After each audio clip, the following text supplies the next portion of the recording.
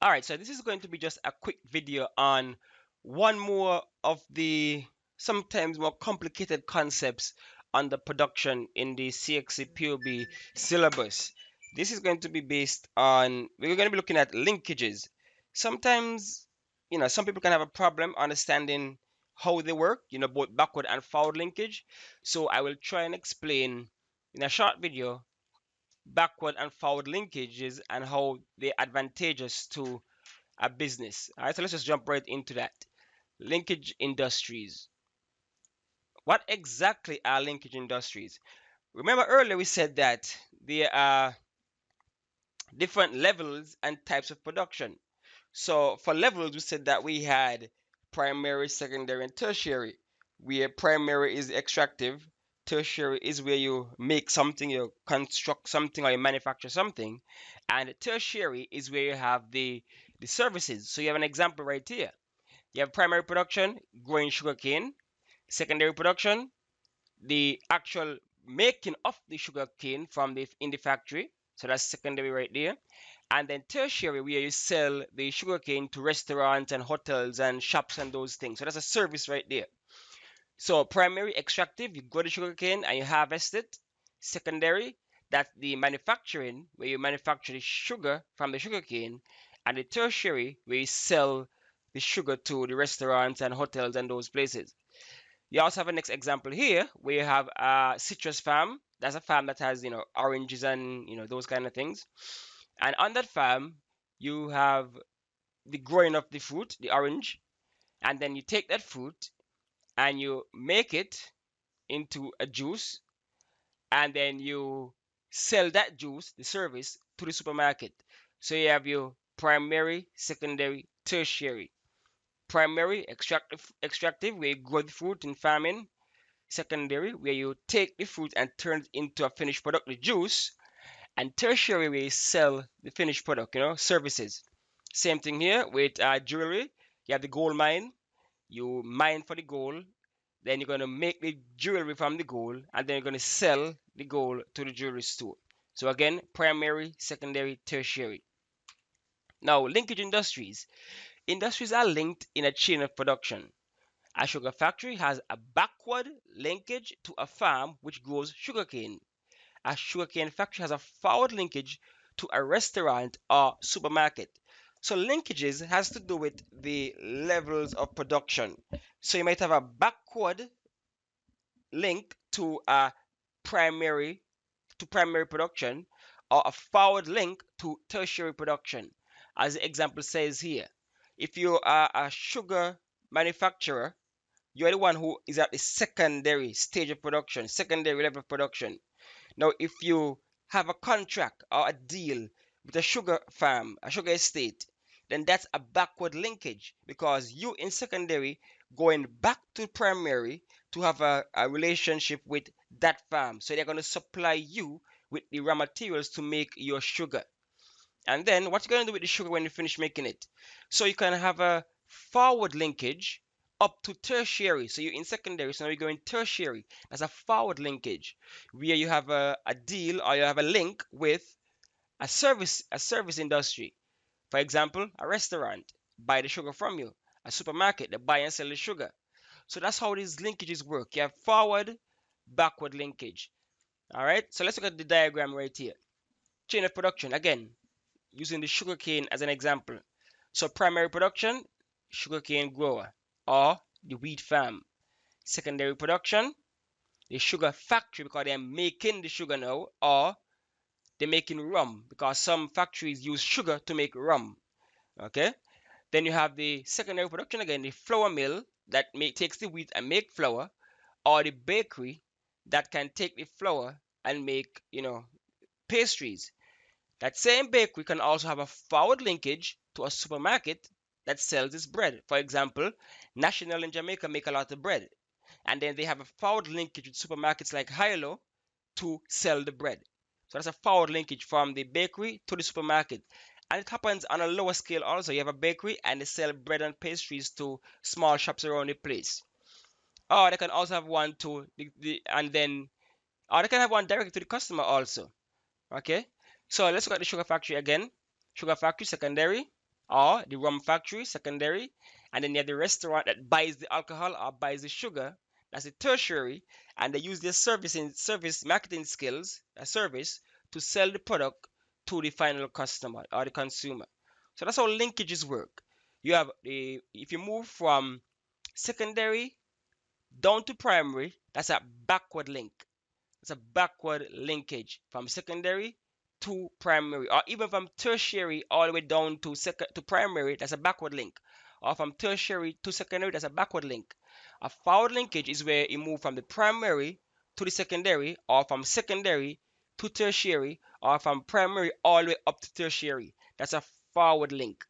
Okay, so that's how it goes. Backward is from a higher level of production to a lower one, and forward is from a lower level of production to a higher one. So that's how the linkages work: forward and backward linkages.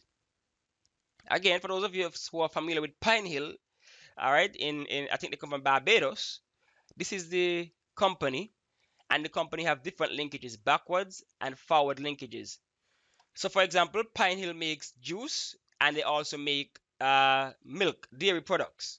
So Pine Hill would have a backward linkage with dairy farmers. They are the ones who operate on the primary level, the extractive industry, the farm that get the milk from the cow, or from the citrus growers here in Belize, or from those who make the packaging material, the carton boxes that the juice and the milk are shipped in.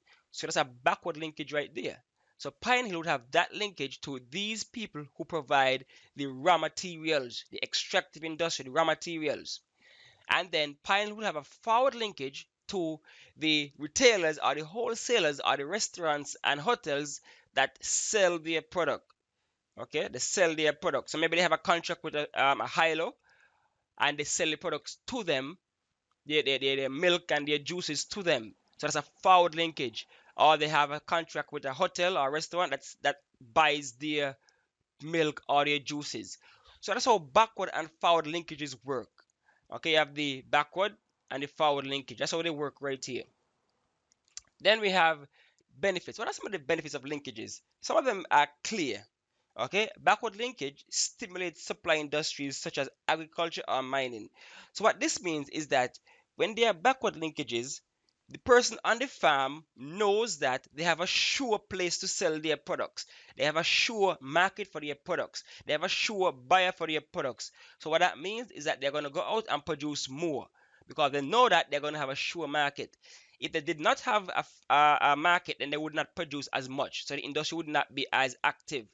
But because they have a sure industry to buy their products, they go out, they plant the sugar cane, plant the citrus, because a factory like Pine Hill is going to buy their products, or something like Appleton Estate going to buy the sugar to make the rum. Okay, so that's one benefit. And next one, forward linkages provide materials to develop manufacturing or service industries. Again, forward linkage offer the opportunity for certain raw materials to be used in manufacturing other products. So some countries do not really have a processing industry. So they might have just the raw materials, and if they're not sold off or used, they're gonna just steady and waste. But because they have a forward linkage to a manufacturer, they are going to be able to sell that to the manufacturer so that they can make other materials, juices, rums, clothing, all those things. Okay, and of course, our next benefit would be growth of linkage industry saves foreign exchange and creates employment. So what they're saying is that if you have a nice linkage between all of your production levels, all of your industries, then you don't have to go outside to import things. So you don't have to spend foreign currency. You can do all of that within the country, within the economy. So that's what this one is talking about. Okay. So let me just use Pine Hill as a real world example of how linkages can benefit a business straight up. Okay, let's just use Pine Hill as that example. So Pine Hill, as you know, makes their juices in Barbados, their juice and their milk and stuff like that in Barbados.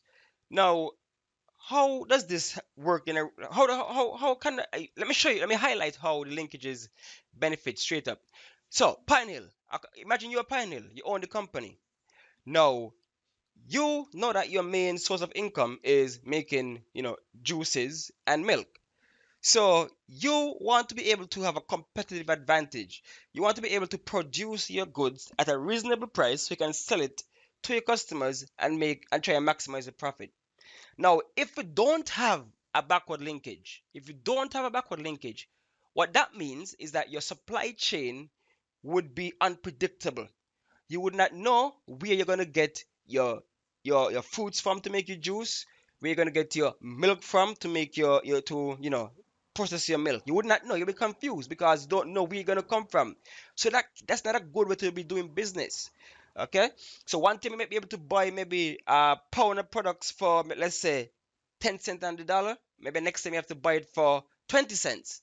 So sometimes, so how does it affect the price of your product? You don't have a stable price.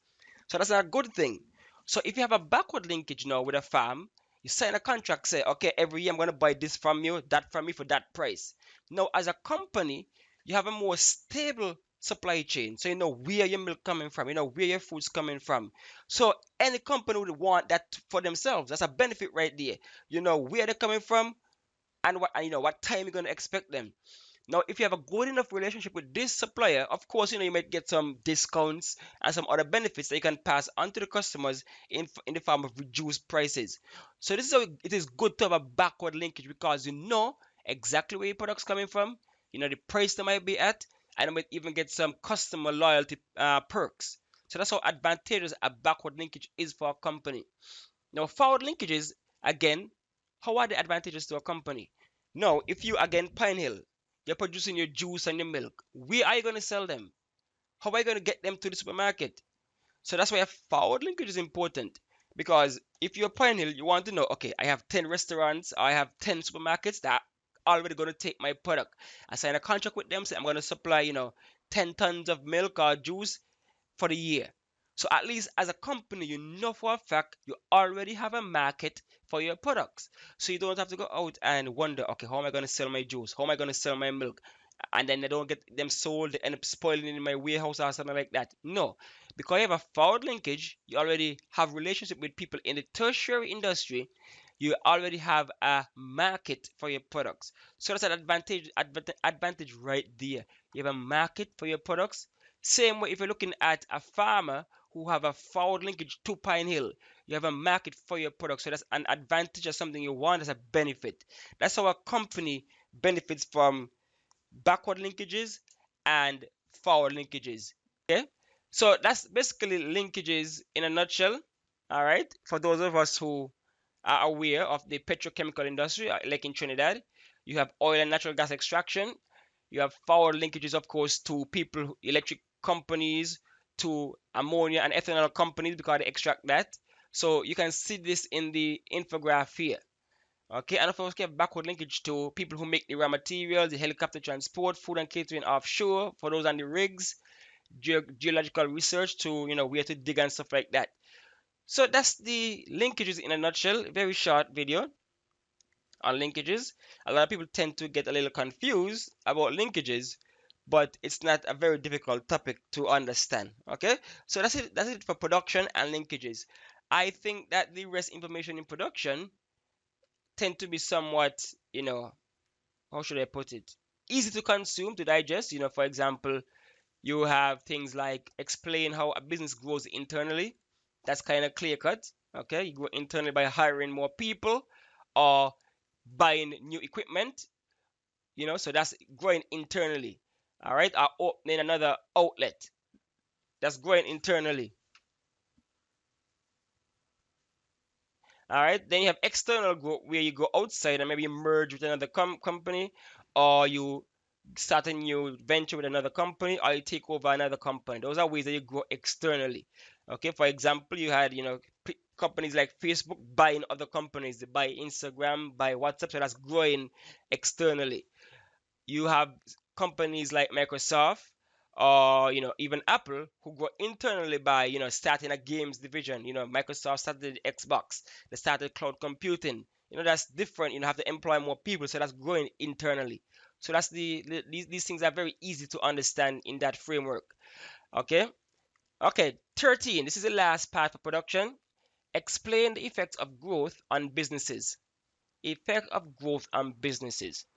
under these topics: organizational structure, capital, labor, use of technology, and potential for export. So let's look at those right now. All right, growth internally and externally. Okay, so how does growth affect business? Okay, in terms of organizational structure. Okay, remember back in a previous video, we looked at the organizational structure of some business. So you have simple organizational charts, then you have some more complex one, where you have one manager might be in charge of 5 persons, or simpler where one manager in charge of maybe 2 persons. So as a business grow, you're going to have more and more departments, more and more sections, which means you need more and more people to work on different levels now.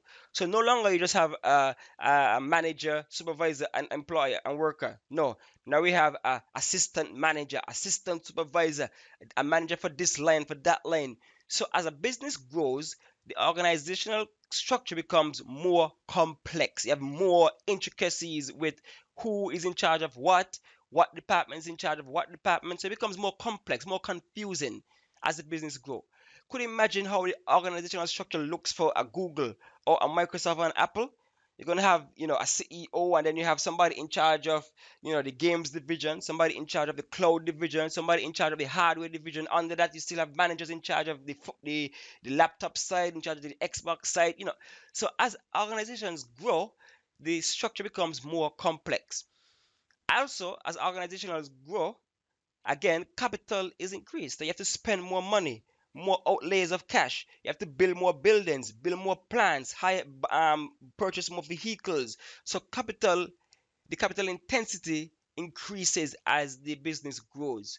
And of course, clearly, if you're growing, you cannot stay with the same amount of workers. So more labor is recruited. You need more people to work in different areas. Also, technology is improved with new investment. So as you grow, get more money all of a sudden, because you have higher demand on your company. Things that a person could have done by hand, now you have to go and increase, buy more computers, buy more machines, because the demand has increased so much that manual labor can no longer be responsible for all of this work. So you have to now invest in more and more technologies to simplify the job. Okay, also as businesses grow, the business can move to an export market. So this is a whole different kettle of fish now, a whole different ball game. Now you have to go and look into overseas markets.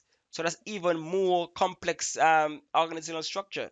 So that's more things to worry about. You have to go and work. If you start exporting to a new market, you have to worry about how the locals take certain things, the difference between your culture and their culture, and a whole different ball game. So all this is what happens as a business grows. Things become more complicated, more money is spent, and those kind of things. All right. So that is it for production. If there are any questions for production, feel free to drop it in the comments. So next video, we are going to jump into marketing, which is somewhat one of the longest sections in POB, but one of the more fun ones. All right, marketing tends to be a lot more fun. All right, so like, subscribe, click the notification bell so you can know when the next video has dropped. All right, thanks for watching.